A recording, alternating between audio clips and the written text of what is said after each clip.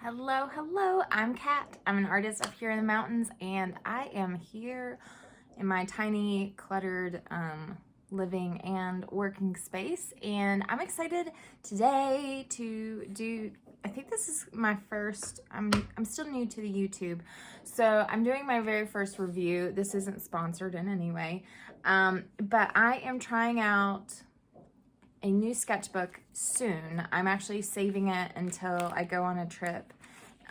But it's the Baohong Sketchbook here with 100% cotton paper. I chose the hot press version because I love to do a lot of ink work on my watercolors. So I find that using a fountain pen on hot press paper is a lot more of an enjoyable experience for me and consistent experience. I have done some color testing in the back here, and look at how brilliant those colors are. So I'm excited to also test out. I got a block of paper, and I like the size of this. I'm also going to take this to travel with. I'm super excited about this. So I'm going to do a full drawing. I'm going to put it to the test. I'm not going to do the typical paper reviews by, you know, kind of simple stuff. I'm going to do a full drawing on a theme, an idea that I've actually been working on some larger pieces with. So I thought I'd continue that here. I'm going to be testing out masking fluid, watercolors, lifting, all of that good stuff. So if you want to stay tuned and see how this works out for me, I'm really excited you're here. If you get the chance, subscribe, check out the links in the description box below, and I'll talk to you soon. Bye. So the materials that I am using today includes the Baohong. This is the hot press. They have an Academy line, and then this is the artist line. It's slightly more expensive. And I did find a couple reviews on YouTube that made me think this would be worth the investment, that the color saturation will hopefully be a little bit sharper and brighter. So that's why I chose this. Might as well, just for a few bucks more, try the best thing. I'm also going to be using the PBO drawing gum. I like this one because it's blue, so you can see it when you draw it down, you know where it is.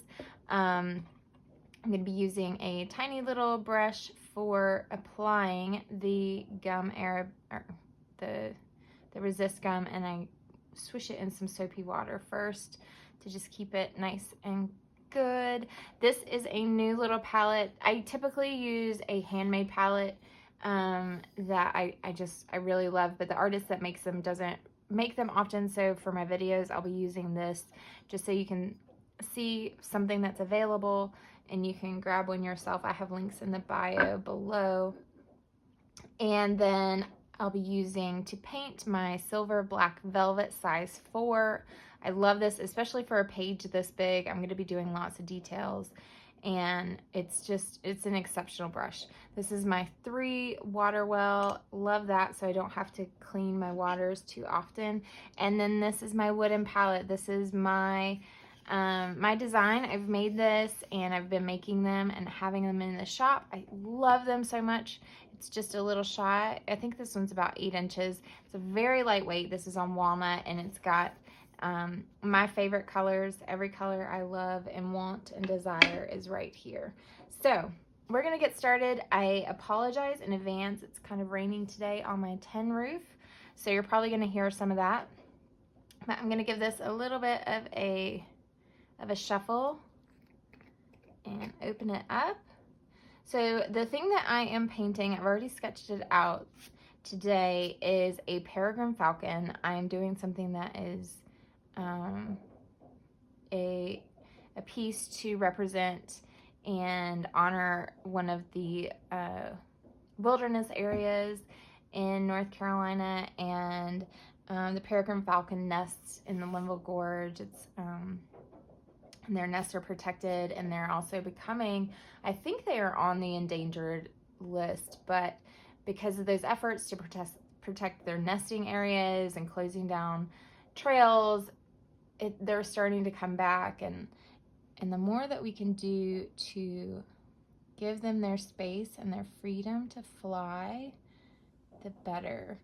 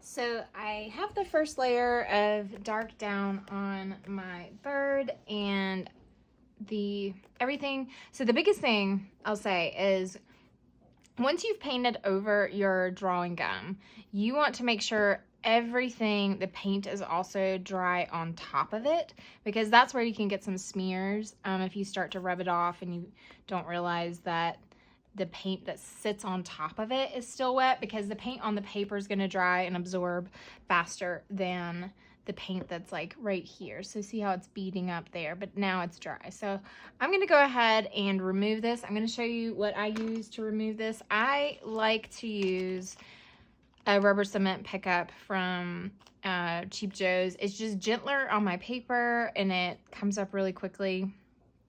I like it. I know you don't need something like this necessarily, but look at how it just like grabs it and then it pretty much collects it all for you as well, which I like.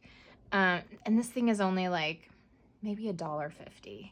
So I think this is one of my favorite little gimmick investments. The ones that I did with the soap. Oh, they still worked. So you can be still gentle on your paper. Just pick it up. Because if you're doing it by hand, I mean, that's a ton of rubbing. And it just doesn't come up as smoothly. And it probably works. I think I've seen where you could just use a regular eraser or even a kneaded eraser, but then this gets gummed up. Like I want to keep that kind of pure, so I don't mind having this one little extra thing. I'm pretty minimal in my studio with the things that I like to have. I try to keep things as simple as possible. So, but this is one of the things I don't regret buying. So I'm just gonna follow the whole piece around, make sure I pick up everything. It's looking good. See like how harsh the white paper is under, but we're gonna remedy that. I'll tell you my experience painting on the paper. I thought it was nice. I think especially with hot press, typically the paper is going to absorb a little bit more quickly, so you are going to make sure to keep working in succession, like before it dries, because if you kind of stop and then you pick up where you left off, you're going to have more of a harsh line. But I don't think that's any different than with cold press or any other papers, as much as it just shows up a little bit more when you have no texture on a paper. So I think I'm going to use my hands to just make sure There's a little bit there. Ooh, it feels great. That's nice. All right, I'm excited for stage 2. I'm gonna start adding in some of the colors on top. So we're gonna see how it glazes in layers, and if it lifts when I add color on top, or if it makes the paint underneath reactivate more quickly than you would expect or want. This is the yellow ochre by Holbein or Holbein. And I'm just gonna warm it up a touch with a little bit of like a burnt sienna, but I actually use a Pompeii red for my burnt sienna. So I'm gonna come in here, just add a little bit. Actually, I don't want it to be muddy. I take it back. I don't want to add the burnt sienna. I don't like the way that looks. I'm gonna keep it crisp. Maybe a little bit of the one brilliant. Okay. I like the Holbein yellow ochre because it is a little bit more crisp and less earthy. Typically you have a yellow ochre because it's earthy. But I like this one because it's really, really easy. So I'm having some lifting with the blue. Yeah, it's re-wetting. It's not horrible. Not terrible. Let's go in, grab a little bit. So in my head, I am comparing this to the painting I did yesterday. I will put in a picture of it towards the end.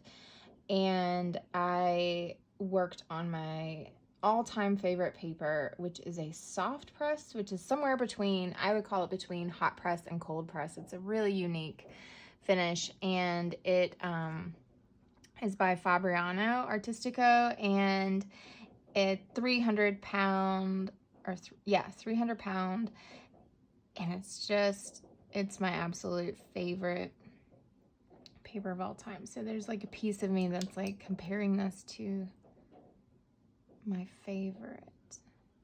Okay, now we're working a little bit better. Maybe it was just the color I was using. Wasn't really.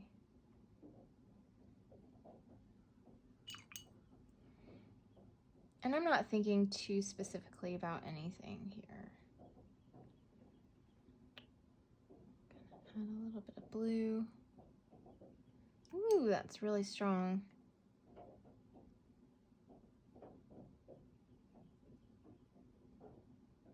Yeah, it's re-wetting and lifting really quickly,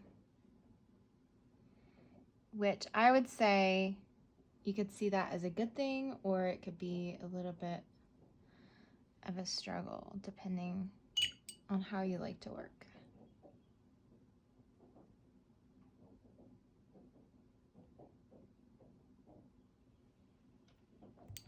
I'm going to do a little bit of warmth with Indian red and a little bit of Pyrrole red.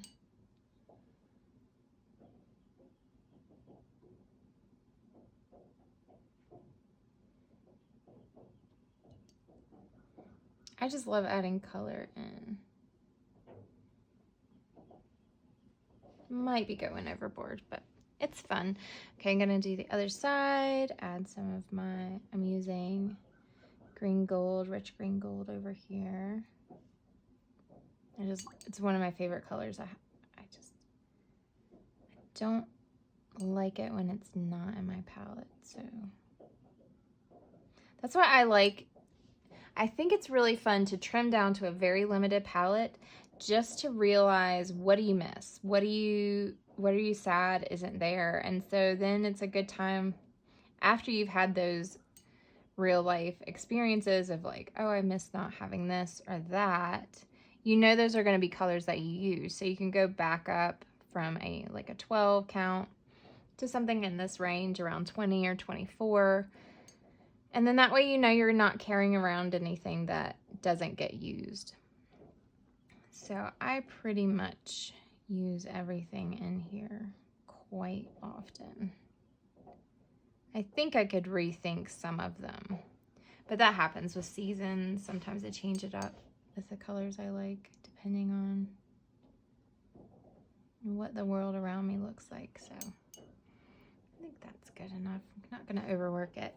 It's harder to make it smaller. It was a lot easier to work in a large scale. But I'm going to come in here and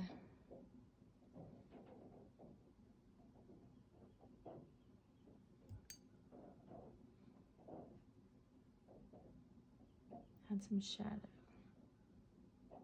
And see there, it's really picking up the blue and the gray. Which my other paper did not do as much. Like I said, lifting, some people really look for a paper that lifts. I like one that gives me that option, but it's not always going to force that.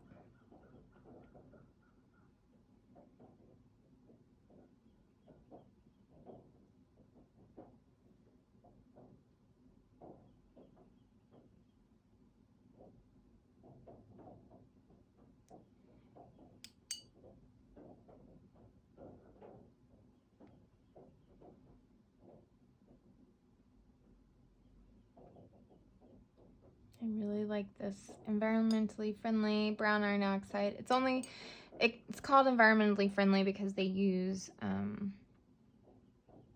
like I guess the brown iron oxide left behind in mines or something. It's kind of like a waste product basically that they can put to use. But I love it. It's a granulating warmish brown.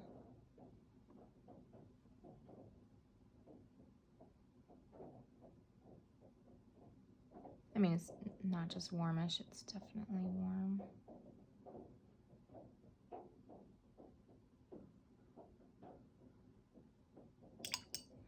Little feet. It is kind of hard to paint tiny. I typically, on a paper like this, and what I'll be using it for when I travel, is I'll be doing landscapes. So might as well try the opposite of what I'll be using it for, but this is fine.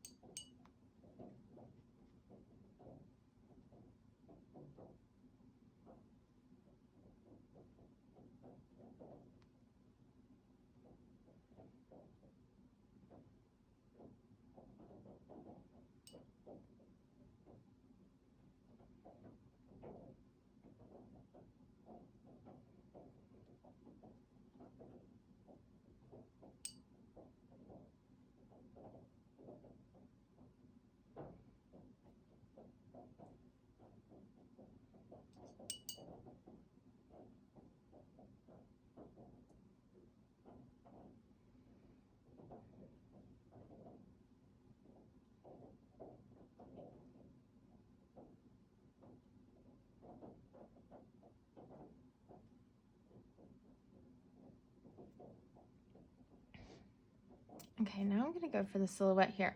Here's where I'm going to test out lifting, and one of my, you can test out, we'll test out in a couple different ways. I'll do a clean brush and just see if I can scrub it.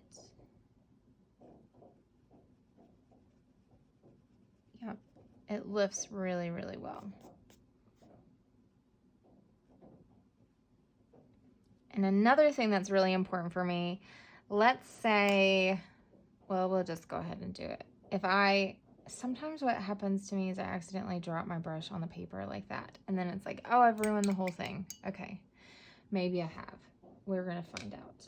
But a tip for that, I've recently figured out and tried, and it has saved some work for me, is just keeping like a little tiny corner of a magic eraser. Can really erase, like it erases the paper. I don't understand it, but it does. And so even if that was completely dry, it would have erased it. So I'm gonna come in here now with my brush, and we're just gonna start adding. I'm gonna do blue, cerulean blue, and I really like it with the Indian red. So you get kind of purples and grays and blues and reds. Just a nice mixture of the two. Here's where we'll test out some of our landscape stuff here.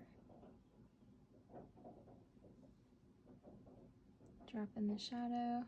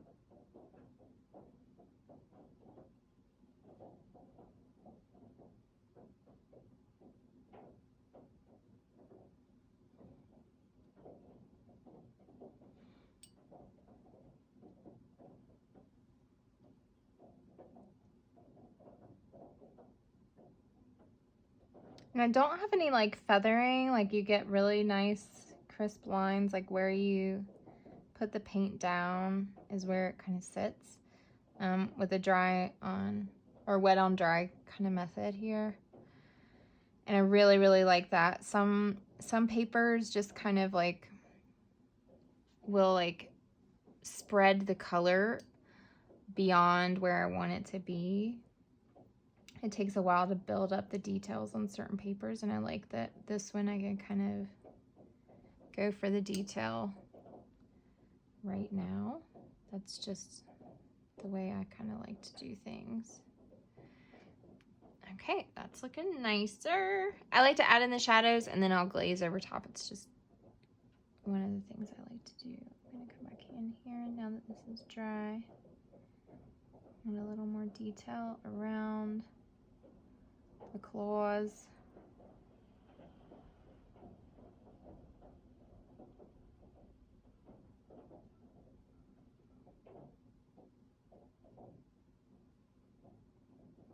That foot looks like it got a little wide.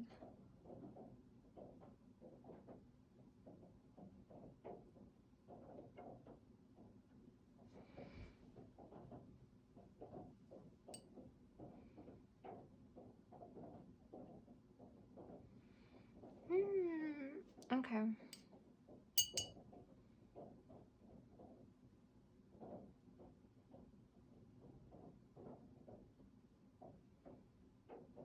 Ever so lightly. Now I think we're going to use the more red side of this and add that on. Just wash it over.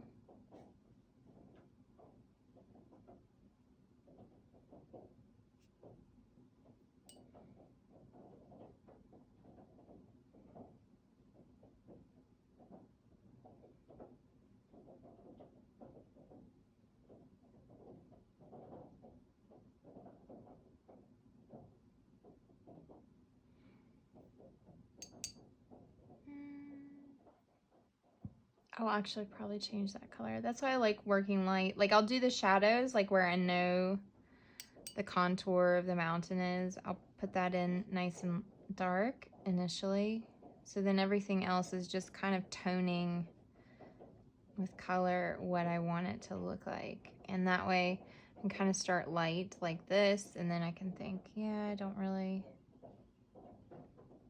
like how that relates to this. So maybe I'll go a little bit more blue. But I still want it to stand out, but I might be able to do that. We're going to use ink and even a little bit of white pen on this, my favorite pen for adding details. So I'll just go in back with this gray. Keep it light. See what happens. And because I'm adding it on top of everything, not only does it darken the highlights, it'll still darken the shadows so they stay. So you get really clear glazing there.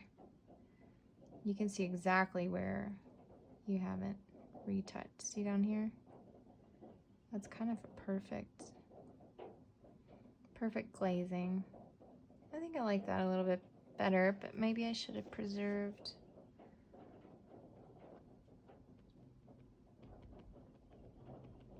some highlight there.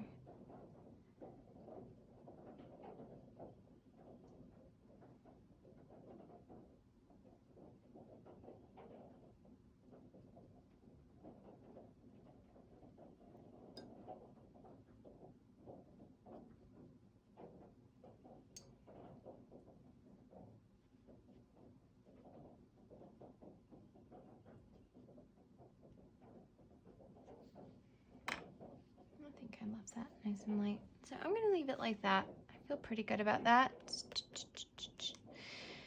Let it dry, let it dry. I'm gonna just do some silhouetted birds down here. Just to try painting without any of the masking fluid. And see what kind of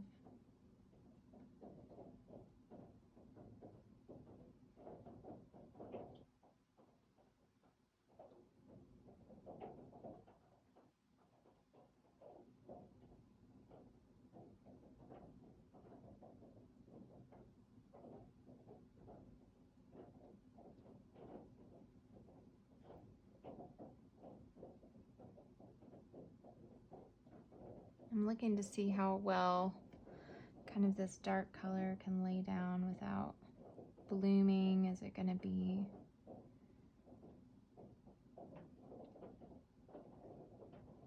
easy to even out?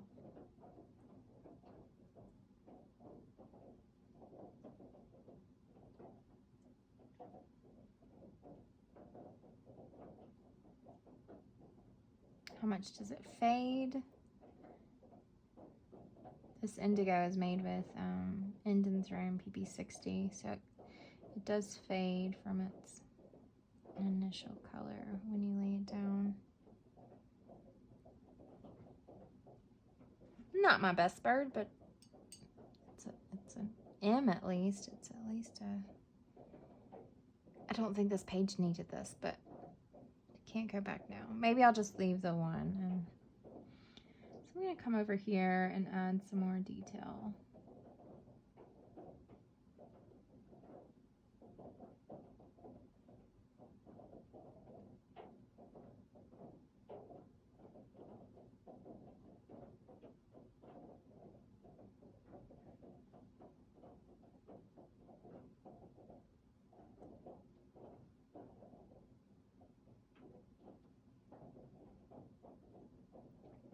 I think I missed the gum Arabic on that, or drawing gum. Catherine, it's not gum Arabic.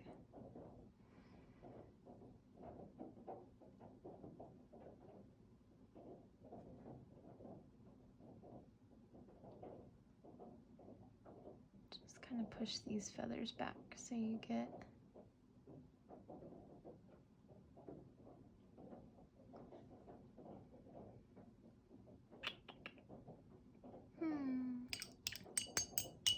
Oh, she got water all over everything, just splashing everything. Lift and dry.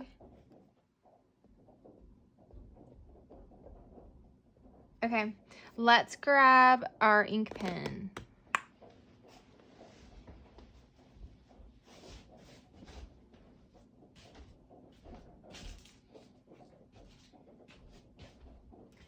I'm gonna go with my favorite extra fine pilot drawing pen, and I have a whole video about fountain pens, which ones I like to use, why I like to use them, and what ink I use them. I'll see if I can put a little card up there. I've never done that before. So let's just go for it. Ooh. So the number one thing I'm noticing right now, just with a couple lines, is that it's not making the line spread. So a lot of paper sometimes, especially on top of watercolor, the line will spread, and then you won't have the line thickness that you wanted initially. So this I'm so far pretty happy with how it's keeping its line color or line width.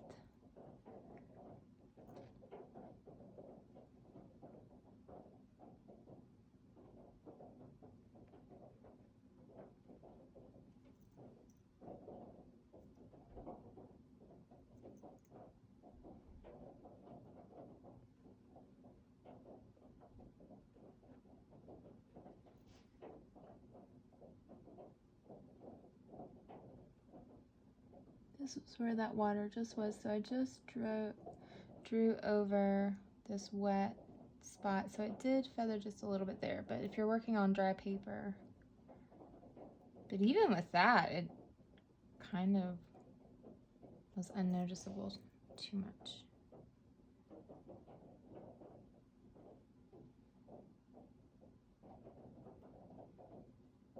I'm not having, well, I might have after drawing over that white stuff. Yeah, the wet stuff.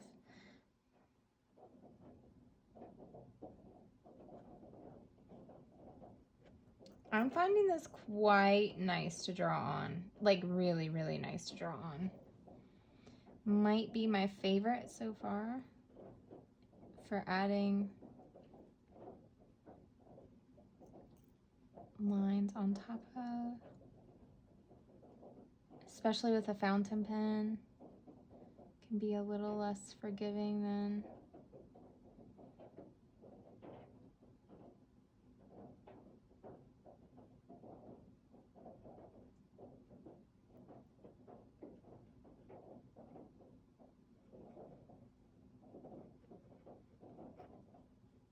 like a fine liner. Sorry, I didn't complete my thought there.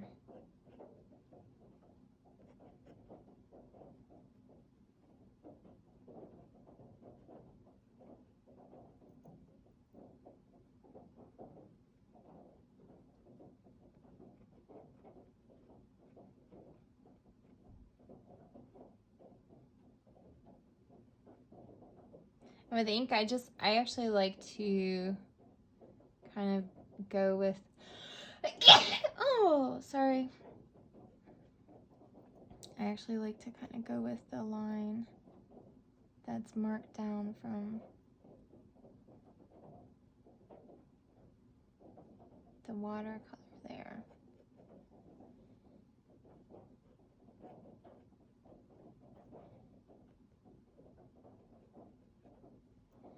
Now, I don't have much detail there. I think I definitely need to go back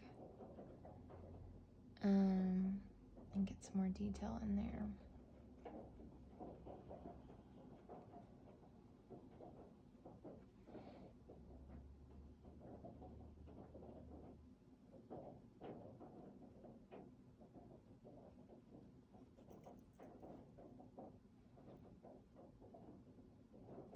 I'll often, so I can start off by holding a pen like this, but if I'm drawing for a while like this, I usually have to change my grip.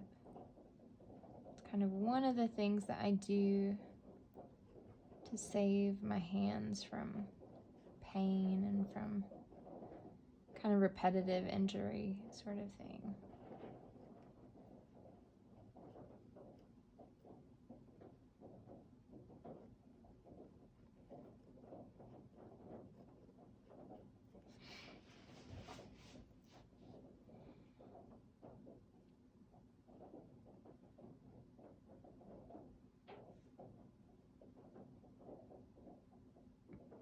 Should take my time on that one, but I didn't.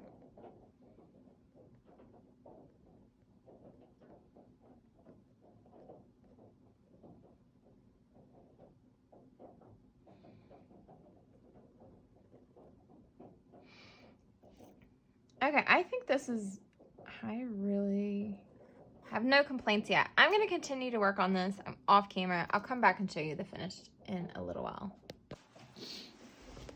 I have finished up my drawing. I have tested out so many features of this paper. I've put ink on it. I have done a wash on the background, which I thought came out quite smooth. I was able to control that pretty well without any harsh lines and kind of anything kind of negative happening that sometimes you get with like a cheaper paper or paper of not as great quality. I painted this bird in very dark and then I scrubbed it really hard and tried to lift as much as possible. I had a staining color there, but I'm gonna let me grab my paintbrush here and just show you that even with all that work on this paper, the paper still seems to be standing up and holding up so that it is not, you know, it can still function. So some papers, if you overwork it, it's gonna start to kind of peel and buckle and not want to take paint. But as you can see here, it's still working just fine. I don't really wish that I had put this bird on there, but kind of takes away from the other one. But I think it turned out great. I really, really like this paper. For what I got it for, it's exactly what I need. Also, before I forget, I want to show you, it came with this really handy dandy paper remover. So, I mean, I can often have a hard time reaching for the right tool to take this off because you don't want something too sharp or too dull. So it came with this. I think that the green pads, the cold press comes with something that looks like a leaf, but this one, see, it matches the cover. And that works nicely. So this is how you just go around the edges. Seems like a pretty nice cut, and we'll check out what the paper looks like off the block in a moment. Here we go. Very nice. Very, very minimal curling or buckling. That's really decent. Oh, I like it. Feel the weight, hear the weight. It's got a great weight to it. It's an off-white paper. It's not your bright white. And yeah, I would say I highly recommend this. And I'm really excited to travel with this. I like the size of it. It's going to be perfect for landscapes. I think it's going to be great. I was considering, you know, something that was even skinnier, but I think I'm really going to like these proportions. And so thank you so much for watching my video. I really enjoyed painting this little bird, peregrine falcon, for you. I chose to do this design because I could compare it to having worked on this larger version. I'm really excited about this one. It is supporting one of my favorite wilderness areas out here. And so I was able to kind of test how this paper responds in comparison to my favorite paper that I like to work on professionally, which is the Fabriano Artistico soft press. So it has a very different texture, and this is a 300 pound versus a 140, so this is like double the weight. But I don't know if you'll be able to see. I would call this somewhere in between a cold press and a hot press. It's kind of like you have a cold press paper and then maybe have like a little bit of an iron to it, is how I would describe it. I adore this paper more than anything. So yeah, I thought that would help me make a better comparison of this paper, since I just worked on something. I mean, granted, I don't have the same detail that I did in this one. And I'm not sure, is that the paper or is that the scale? It's kind of hard for me to tell. It's kind of hard for me to tell because sometimes when I repeat an image, if I kind of do it over again, you know, you just don't have the same gusto when you try again. But I think it's a real nice paper to work on. I think I didn't do the color exactly the same. And I also, like on the belly, I just hand did that. As over here, I used more of the gum air, or why do I keep saying gum air? You know, the drawing gum, the masking fluid. Okay, so I just want to say thank you. Please, if you want to, please subscribe. I'm just trying to grow my channel so that I can reach more people and continue to be a full-time artist. I've been a full-time artist for like over a decade now, and you know, it's always good to grow. It's always good to, you know, reach more people and find new people that might enjoy my art or enjoy my videos and my classes that I have online. So I'm really happy to be here, happy to share and contribute some of my knowledge and experience. So thank you so much. Thank you so much to my patrons. I love that little community over there. Feel free to check out my shop. I've got great, like I've got stickers, I have mugs, I have kind of all sorts of stuff. So yeah, thank you so much, and I will talk to you soon. I shouldn't have pointed. I'm sorry I pointed. Bye.